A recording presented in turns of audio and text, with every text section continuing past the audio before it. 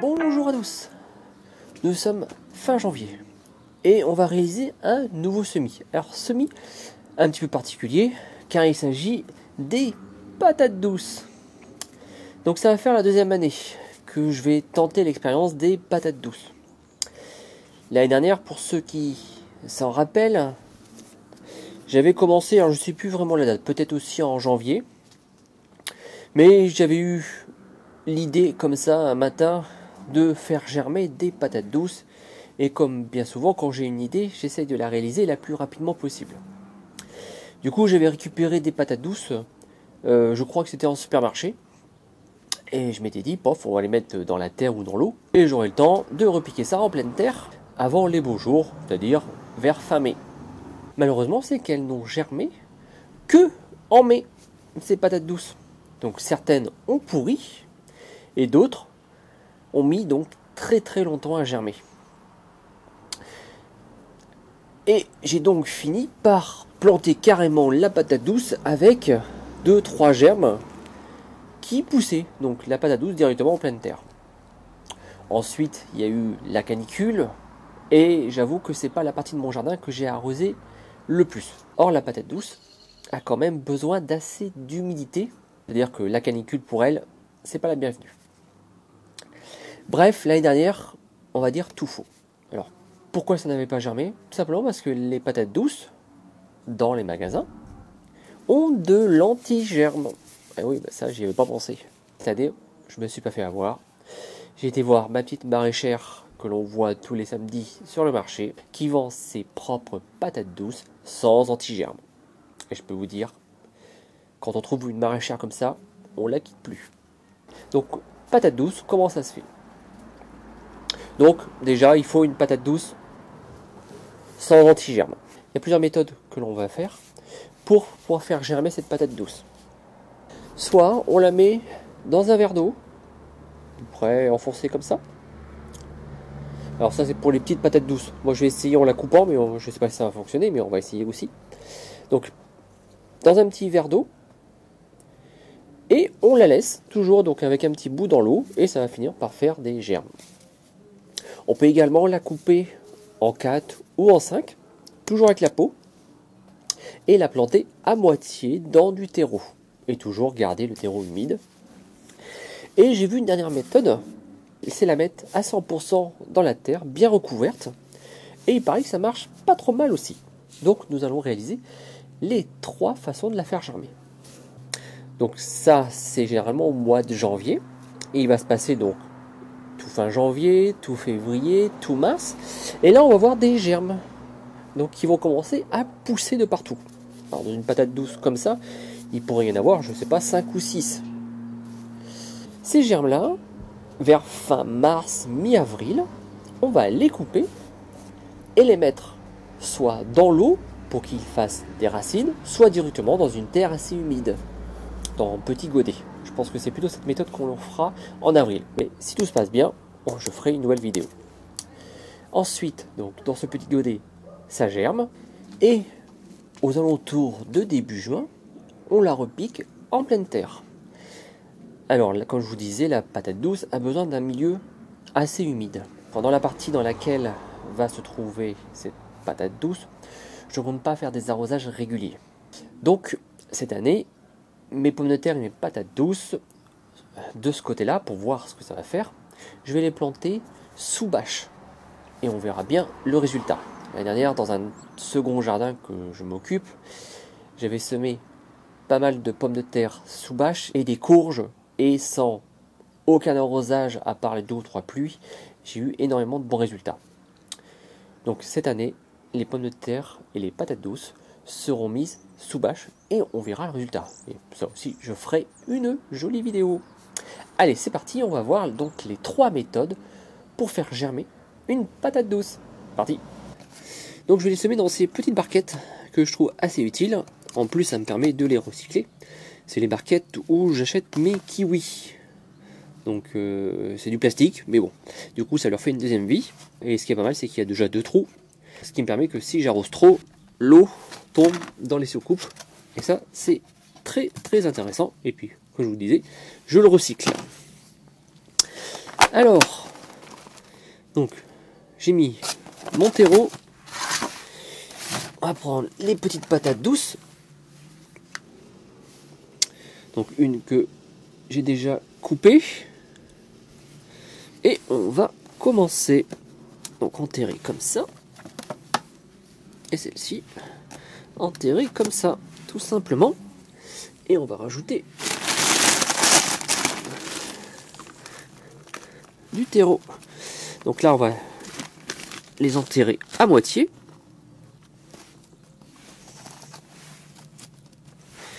Et voilà, pour la première.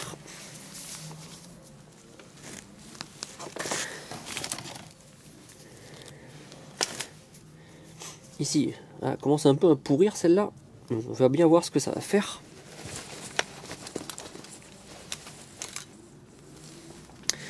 Donc on essaye de laisser la peau un maximum. Du coup, je vais la couper comme ça. Hop là. Et celle-ci, je vais prendre le bout aussi.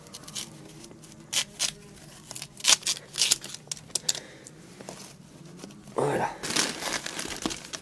On rajoute. Il faut qu'elle soit quand même bien enterrée. Je crois l'année dernière aussi, ce que j'avais fait, c'est que je les avais posées sur la terre comme ça. Sans mettre assez de terreau. Il faut quand même qu'elle soit quand même bien enterrée. Voilà. Et ensuite, ici, je vais donc prendre celles qui sont un peu plus pourries. On verra bien ce que ça donne. Et je vais les enterrer à 100%.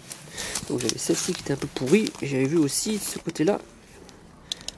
Voilà, un petit peu là. Donc on va essayer de couper ça en 3.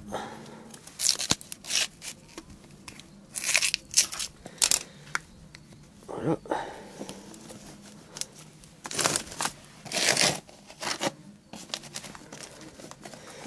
Allez, 3 bons morceaux. Et on va tout recouvrir ça de terreau.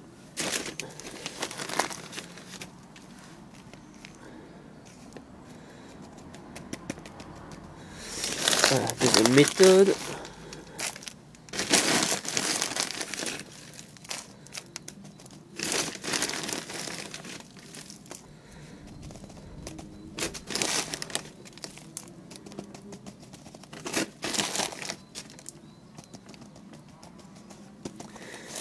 Voilà, recouverte à 100%.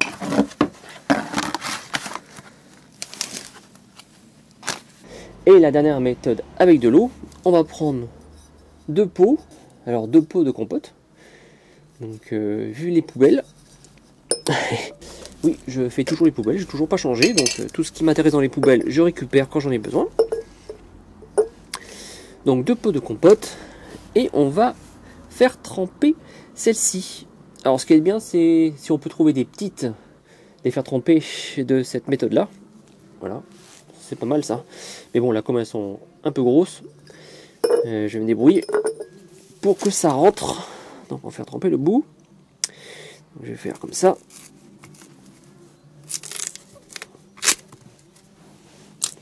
Voilà, donc ça rentre pas, on va tailler un peu.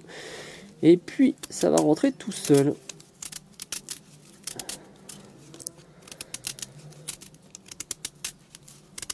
Tiens, je vais faire un test aussi. Ça me fait penser. On va tester un autre truc. Avec les pots. Voilà, comme ça. Voilà, là, ça a l'air vraiment pas mal. Bon, je vais laisser la marque là-dessus. Je peux enlever ça. Voilà, c'est mieux. Donc on va bien remplir d'eau. J'ai l'arrosoir pas loin. J'avais l'arrosoir pas loin. Et c'était un reste de mes anciens semis. Vous avez vu, il a la couleur d'urine. C'est avec mon pipi de vers de terre, mon thé de lombric. Du coup, ça va être assez intéressant aussi de voir ça. Donc on va l'enfoncer correctement. C'est à la limite. Et puis si je vois que ça commence à pourrir ou que ça tombe au fond, je mettrai des petits cure-dents de chaque côté. Et ça va le faire très très bien. Donc voilà pour celle-ci.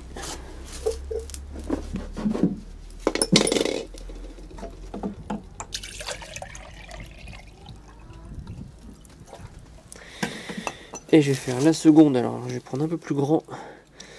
Je pense que j'ai fait un peu petit. On va prendre ça.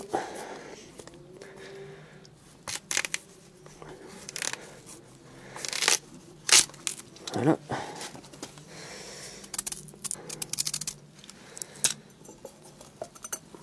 Et voilà notre troisième essai.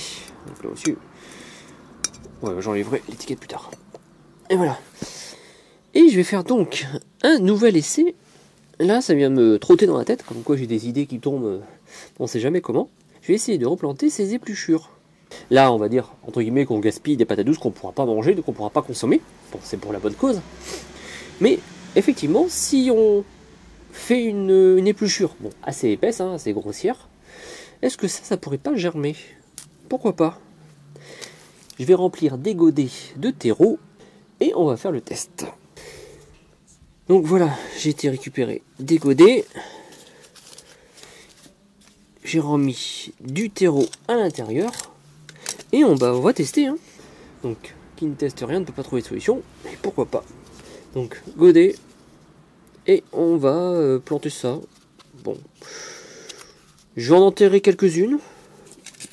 Je vais laisser les autres un petit peu apparentes. Là, c'est vraiment un test. Donc celui-là, on va enterrer. Tiens, on va en mettre 2. C'est le terreau. Voilà, donc on va en enterrer certains, on va laisser d'autres légèrement apparents. Et ben on va voir ce que ça va faire. Tiens, celui-là, je vais faire autrement. Vu qu'il a un petit peu de patate douce et la peau, je vais juste le poser dessus, comme ça. Voilà, on va faire plusieurs méthodes. Celui-là, il n'a pas beaucoup de peau, mais bon, hop, on va enterrer ça. Enterrer celui-là.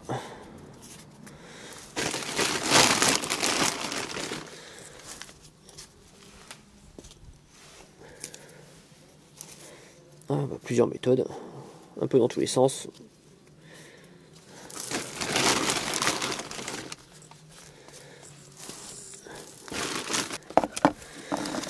On va mettre tout ça dans une petite coupelle.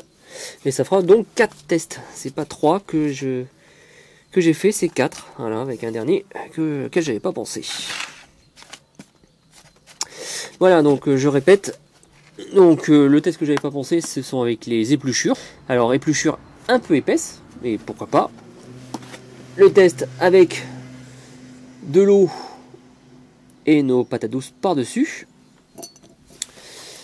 Nos patates douces semi-enterrées. Et nos patates douces 100% enterrées. Et la chose assez importante pour toutes, bon, sauf celles qui sont déjà dans l'eau, mais il faut garder assez humide. Et pour ça, je vais les arroser. On arrose toujours avec mon eau qui est enrichie avec du thé de lombric. Voilà les amis, pour donc la deuxième année et donc deuxième test pour les patates douces. Bon là j'avoue que les patates douces de ma maraîchère, elles sont assez exceptionnelles. Et pour avoir discuté avec elles, et je rejoins de plus en plus ces personnes-là, c'est qu'il y a quand même pas mal d'arrosage. Elle lésigne pas sur l'eau, en même temps c'est son métier, si elle vend pas de légumes, elle n'a pas d'argent. Donc moi j'essaie toujours de trouver des méthodes pour arroser le moins possible, mais néanmoins l'arrosage reste super important. Regardez-moi cette patate douce, effectivement, voilà. Si je pourrais récolter des patates douces aussi grosses que ça, eh ben, je peux vous dire que je serais pas peu fier. Mais bon, on n'y est pas encore, pour l'instant c'est pas le cas. Voilà les amis, donc vous aussi, hein, n'hésitez pas à acheter une patate douce sur le marché, sans antigermes surtout, hein, et faites vos propres tests. Je vous dis à bientôt, merci à tous.